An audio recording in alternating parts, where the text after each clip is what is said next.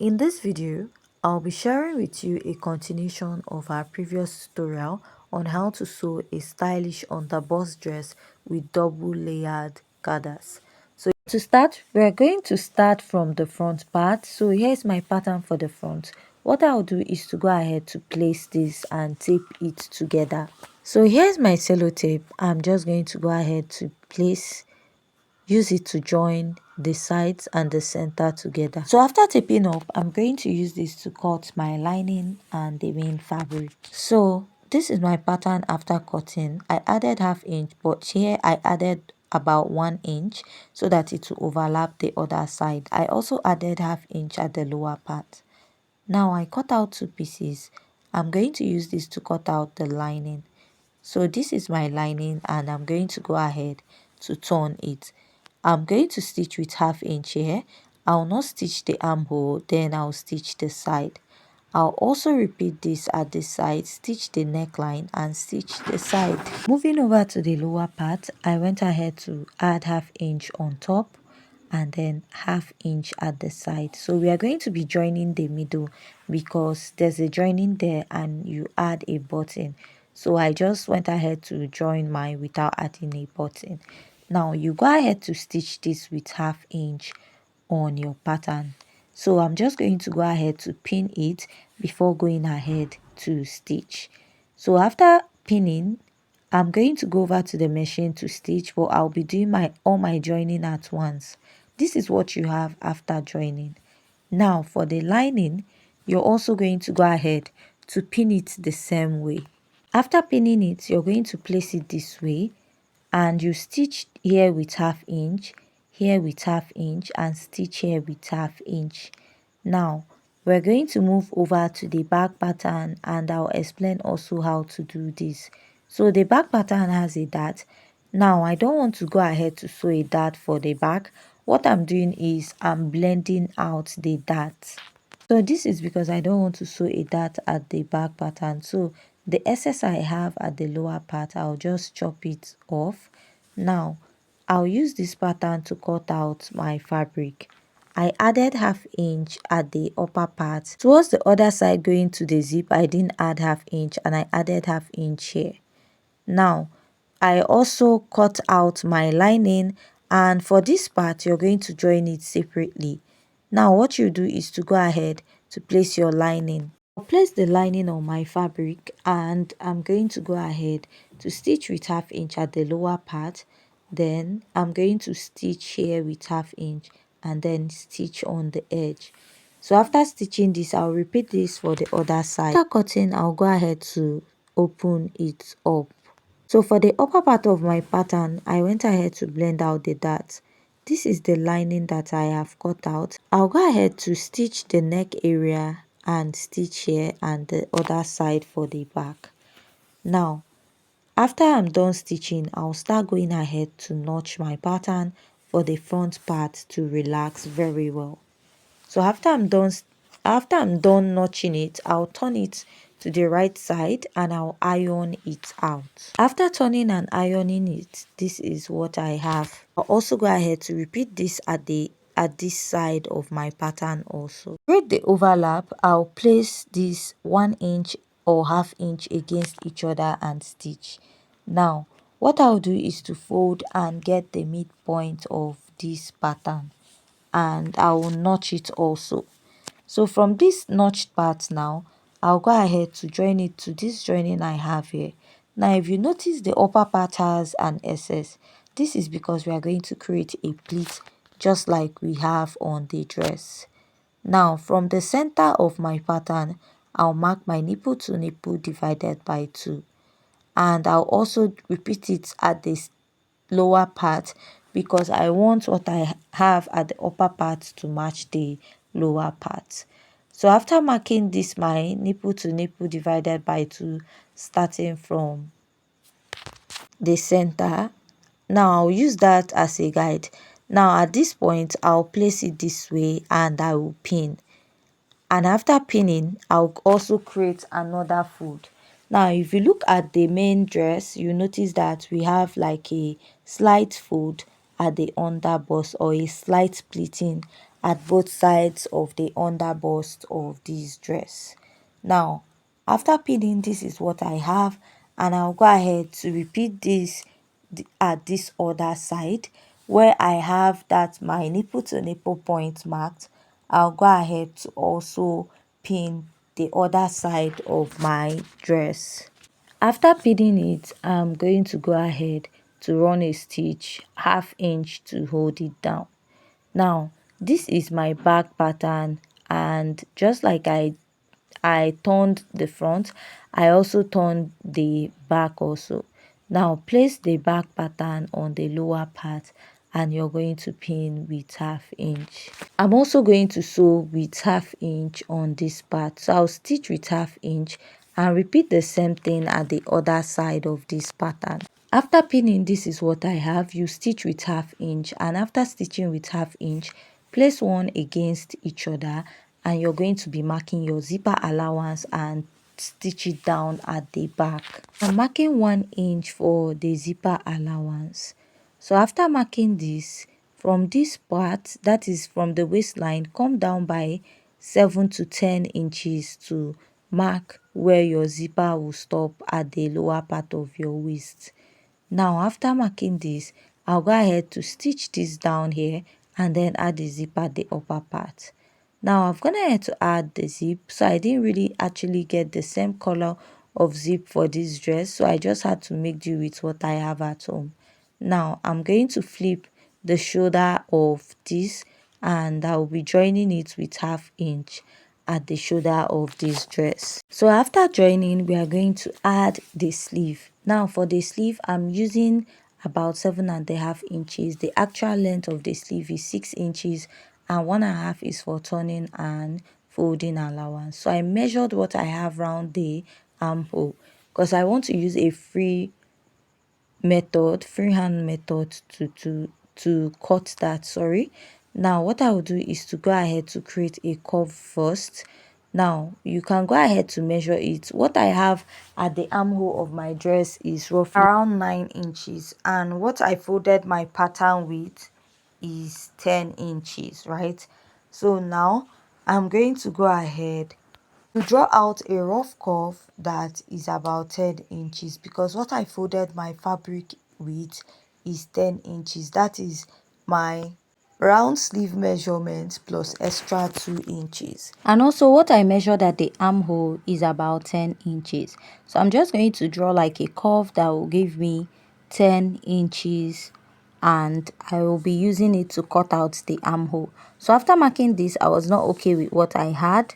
What I did was to place my tape, and I marked my sleeve cap height, which is your bust circumference divided by 12 plus 0.5 inches. What I now did was to redraw my curve to meet my sleeve cap height at the lower part. So I'm just going to go ahead to place my tape, and I have roughly 10.5 inches, right? So I'll be using the half inch for the turn up allowance. Now what I did was just to take what I had there all the way down, but I'll be inserting my measurement at the lower part of the sleeve. Then after that, I'll just go ahead to cut out my sleeve. Now after measuring, what I'll do is to go ahead to measure what I have there. Then I'll go ahead to recorrect this point a bit, right? So this is my sleeve, and I'll be attaching this to my dress. So I'm going to measure round where my sleeve stops, and I'm going to mark. Then because this dress is not fitted, I'll go ahead to add extra 1 inch to it, and then add my turn up allowance to it. That is to stitch it down with the lining I'll connect. So if you look at the sleeve, you notice it's not really a basic sleeve. So what you have to do is from the folded part, you're going to draw a slanted line all the way to the open part. But I want to leave mine like a basic sleeve, so I'll go ahead to notch the center. So I went ahead to turn my sleeve with the lining, and what I'll do is I'll join the center of the sleeve to the shoulder part of the dress, and I'll join with half inch. So after joining, this is what I have. Place my tape and mark my shoulder to bust, shoulder to under bust, and after that I'll go ahead to mark my shoulder to waistline. So I remember we added like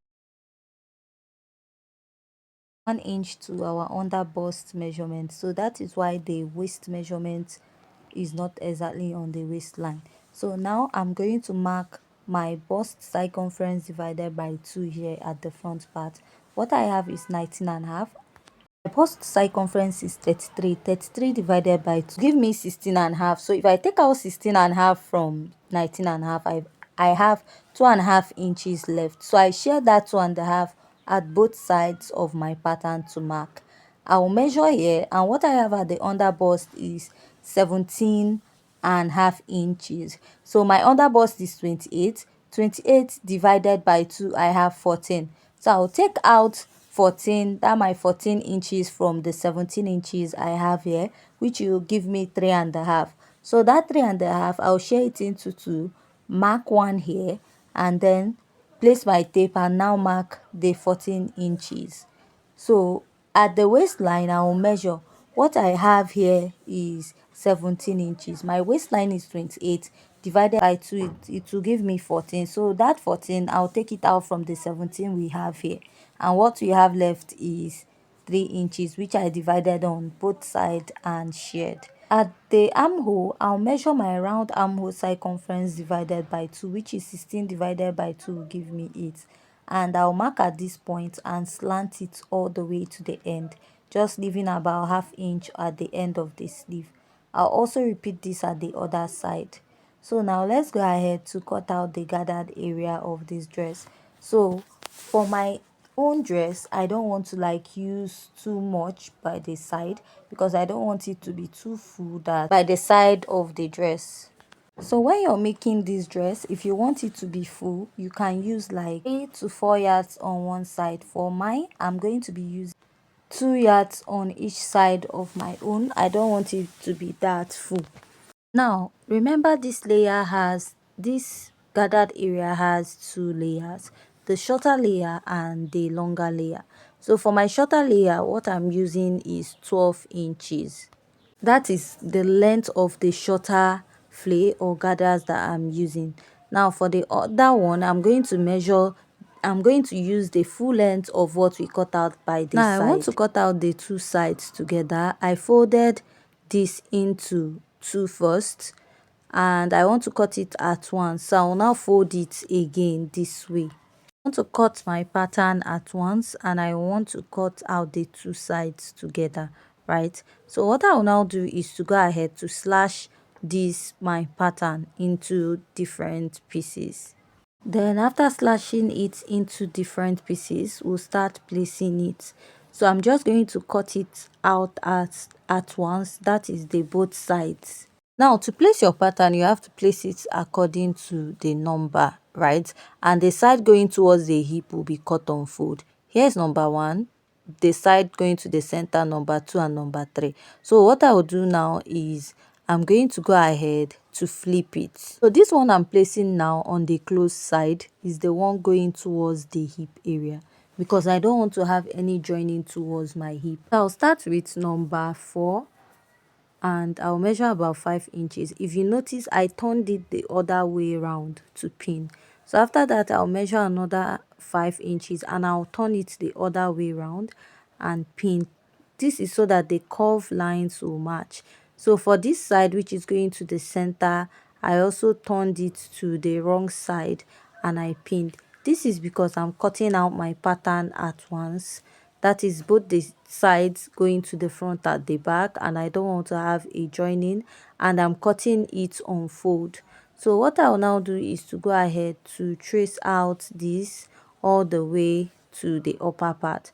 So when I was cutting out this part, I forgot to like add extra fabric on top, which will serve as a joining, but I just have very little which I'm going to make use of. So I'll now go ahead to cut this out.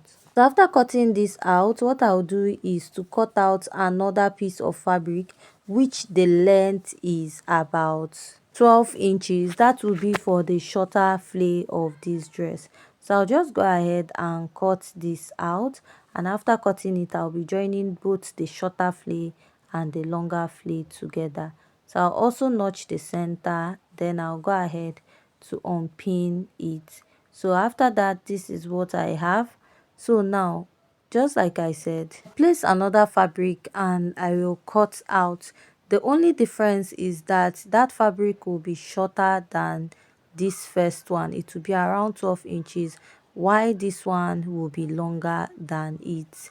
So after this, I'll notch the center and I'll place this on it. That is, I'll place the shorter fabric on it, right? It is the same amount of fabric, but one will be shorter than the other one. I'll place one on top of the other one and run a stitch on it, then go ahead to fold the hemline.